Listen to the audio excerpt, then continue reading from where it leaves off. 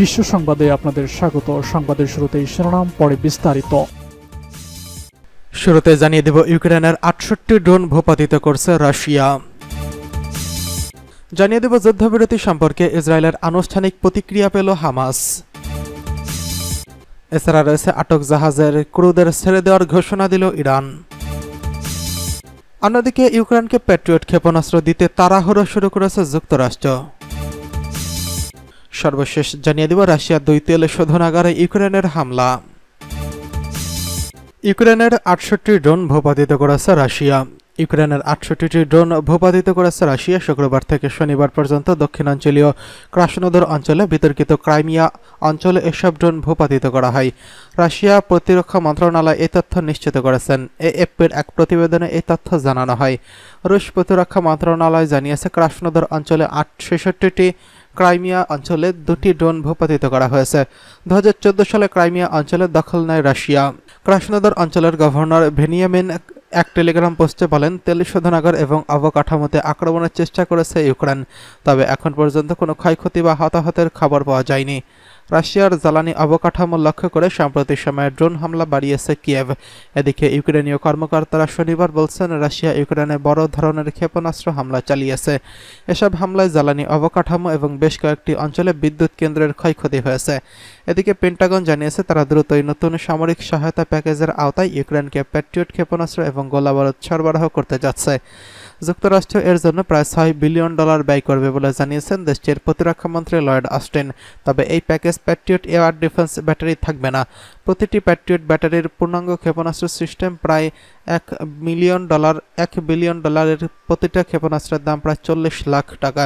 ইউক্রেনের president Vladimir Zelensky বলেছেন, রাশিয়ার ক্রমবর্ধমান বিমান হামলায় মোকাবিলায় প্যাট্রিয়ট ক্ষেপণাস্ত্রের জরুরি প্রয়োজন, বা যা এখনই জীবন রক্ষা করতে পারে তা করা উচিত। বিবিসিকে একটি সূত্র জানিয়েছে যে প্রেসিডেন্ট জো বাইডেন বুধবার যেই $60 বিলিয়ন সহায়তা প্যাকেজের স্বাক্ষর করেছে, তারই অংশ হিসেবে এই $6 বিলিয়ন সহায়তা দেওয়ার কথা রয়েছে ইউক্রেনকে। শিগগিরই আরও $1 বিলিয়ন সহায়তা দেওয়া হবে। লয়েড অস্টিন এক সংবাদ সম্মেলনে বলেন, যুক্তরাষ্ট্র তার সবচেয়ে বড় নিরাপত্তা সহায়তা প্যাকেজ দেওয়ার অঙ্গীকার করছে এবং খুব শিগগিরই এগুলো ইউক্রেনকে সরবরাহ করা হবে। এর মধ্যে আছে বিমান প্রতিরক্ষা, যুদ্ধাস্ত্র, কাউন্টার ড্রোন সিস্টেম এবং গোলাবারুদ, তবে প্যাট্রিয়ট নয়। এটা এমন নয় যে শুধু প্যাট্রিয়ট তাদের ইউক্রেনের জন্য দরকার। আমি প্যাট্রিয়ট তৈরির বিষয়ে সবাইকে সতর্ক করব। এবার যুদ্ধবিরতি সম্পর্কে ইসরায়েলের আনুষ্ঠানিক প্রতিক্রিয়া পেল হামাস। গাজায় সম্ভাব্য যুদ্ধবিরতি সম্পর্কে সর্বশেষ প্রস্তাবে ইসরায়েলের আনুষ্ঠানিক প্রতিক্রিয়া পেয়েছে হামাস। প্রতিক্রিয়ায় সাড়া দেওয়ার পূর্বে নথিটি পর্যালোচনা করা হবে বলে জানিয়েছে হামাস। গাজার উপপ্রধান খলিল আলী হাইয়া শনিবার এক বিবৃতিতে বলেছেন, হামাস আজ 13 এপ্রিল মিশরীয় ও কাতারীয় মধ্যস্থকারীদের কাছে উপস্থাপন করা প্রস্তাবে ইহুদিবাদী দখলদাররা আনুষ্ঠানিক প্রতিক্রিয়া জানিয়েছে। গাজা উপত্যকায় ইসরায়েলের নৃশংস যুদ্ধের 6 মাসেরও বেশি সময় পরে যুদ্ধবিরতির আলোচনা অচল অবস্থায় রয়েছে।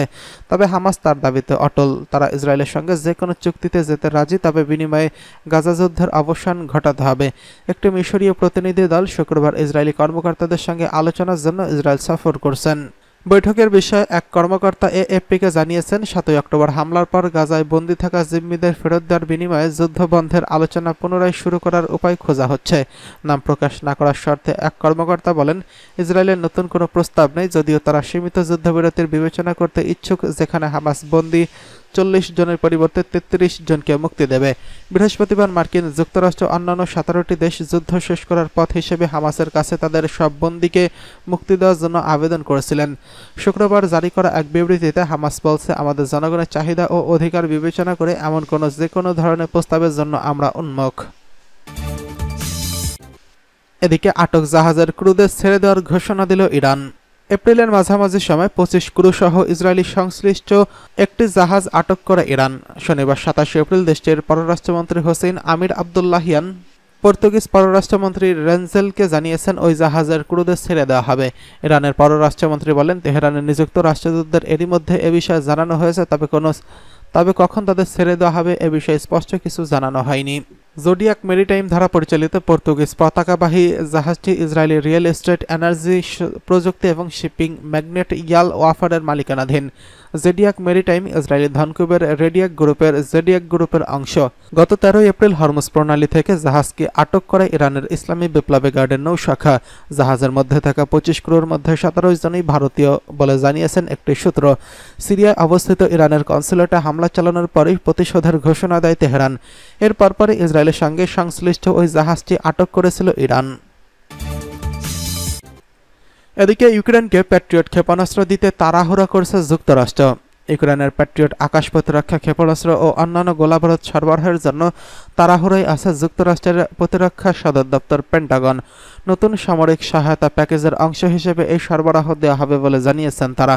মার্কিন প্রতিরক্ষামন্ত্রী লয়েড অস্টিন গতকাল শুক্রবার 26 এপ্রিল এসব কথা বলেন।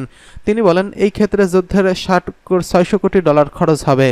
তবে প্যাট্রিয়ট আকাশ প্রতিরক্ষা ব্যবস্থার ব্যাটারি সরবরাহ করবে না যুক্তরাষ্ট্র। ইউক্রেনের প্রেসিডেন্ট ভ্লাদিমির জেলেনস্কি বলেছেন, রাশিয়ার বিমান হামলায় ক্রমবর্ধমান ঝুঁকি ঠেকাতে জরুরি ভিত্তিতে প্যাট্রিয়ট প্রয়োজন। তার দাবি, এই মুহূর্তে জীবন বাঁচাতে হলে ক্ষেপণাস্ত্রের ব্যবস্থা প্রয়োজন। গত বুধবার 24 এপ্রিল মার্কিন প্রেসিডেন্ট জো বাইডেন 6,000 কোটি ডলার মূল্যের সহায়তা প্যাকেজের বিলে স্বাক্ষর করেছেন। এরই মধ্যে এটি আইনে পরিণত হয়েছে। এই সহায়তা প্যাকেজের অংশ হিসেবেই প্যাট্রিয়ট ক্ষেপণাস্ত্র ও গোলাবারুদ সরবরাহ করা হবে। এক সংবাদ সম্মেলনে অস্টিন বলেন, এ যাবৎকালের সবচেয়ে বড় নিরাপত্তা সহায়তা প্যাকেজের প্রতিশ্রুতি দিয়েছে যুক্তরাষ্ট্র। অবিলম্বে ইউক্রেনকে সরবরাহ পাঠাতে কার্যক্রম চলছে। এই সহায়তার মধ্যে রয়েছে আকাশ প্রতিরক্ষা সংক্রান্ত যুদ্ধাস্ত্র, ড্রোন প্রতিরোধকারী ব্যবস্থা এবং গোলাবারুদ। তবে এই সহায়তা প্যাকেজের মধ্যে প্যাট্রিয়ট নেই। এদিকে রাশিয়ার 2 তেল শোধনাগারে ইউক্রেনের হামলা।